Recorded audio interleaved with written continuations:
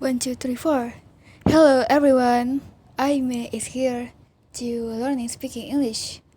Day 2 with dengue theories. Yeah, you can check the amino apps.com. Hello friends, Caitlin here. I've been wanting to do a V3 character analysis for a while now, and Oma is the perfect candidate for such. Of course, this is an analysis based on what I've seen in translated versions of V3, and I'll also be talking about my own speculation and theories, as well as others. There are some major spoilers. I'll give a second warning when those are coming up. Let's continue. Okay, let's start from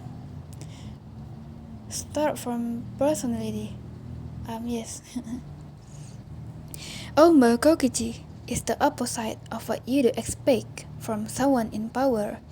He is supposedly a liar and compulsive and unrepentant, one at that. And his talent is not easy to prove. Kodaka himself also confirms that Oma is a trickster character. He is also viewed as an anti-hero or antagonistic character due to his mean, spirited pranks and teasing of the other characters. Despite being suspicious and untrustworthy, he easily manipulates and controls class trials,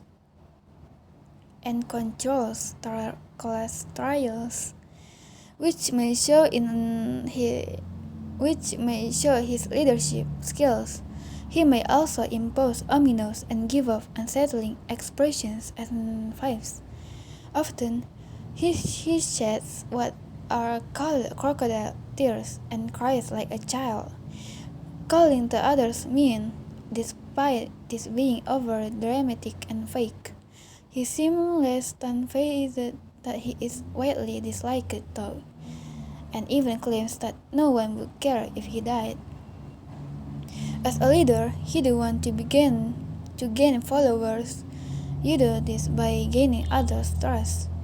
Instead, he does the opposite and calls himself a liar, and nobody trusts or likes him.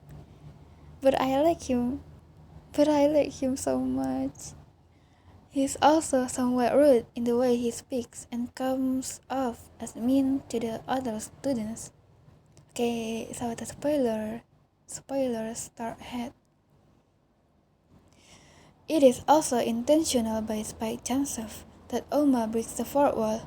Despite the way he acts, he is an incredibly intelligent character. He figures out Kaide's major flaw, foreshadows her death, and informs her about the definition of common sense.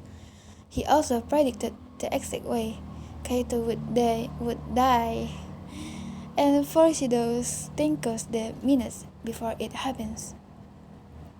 Oma is also a strong believer in killing games. He believes that they are games that are not meant to be won, but instead ended. He also doesn't believe that they are things that are not supposed to be survived nor played necessarily. In a way, he seems very at ease and has come to terms with death, or at least the possibility of such.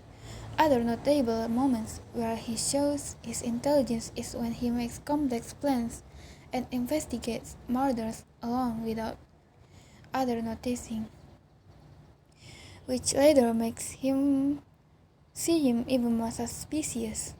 He analyzes the others and takes the time to write their fates and predictions or impressions on his whiteboard, where he is very often correct.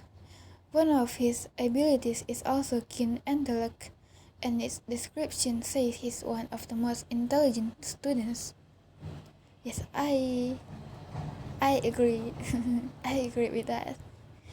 Oma isn't a complete liar, an evil character though. He seems to have soft spots. Oh my god.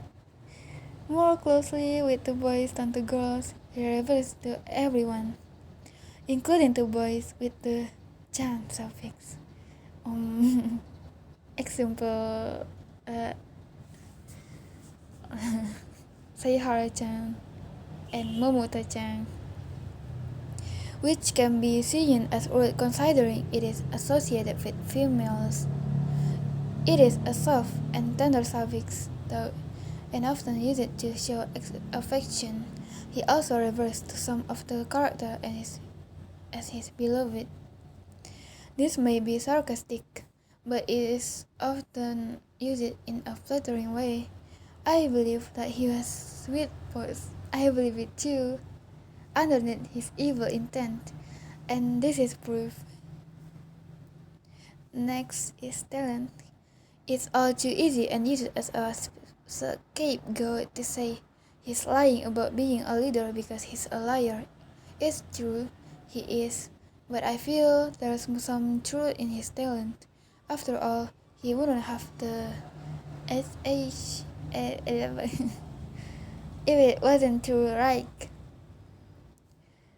In relation to the mental health theory, I believe he used to be an important leader. He may not anymore, which is where the lying comes into play. Danganronpa theory also introduced a lying mechanic into tutorials, which could easily be a factor into what he contributes and says during them.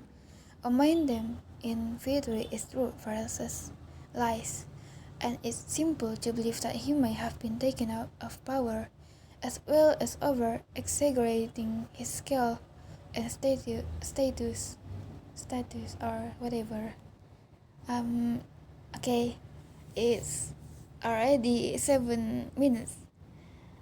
I'm so happy. Thank you for your attention, for your time to watching my video.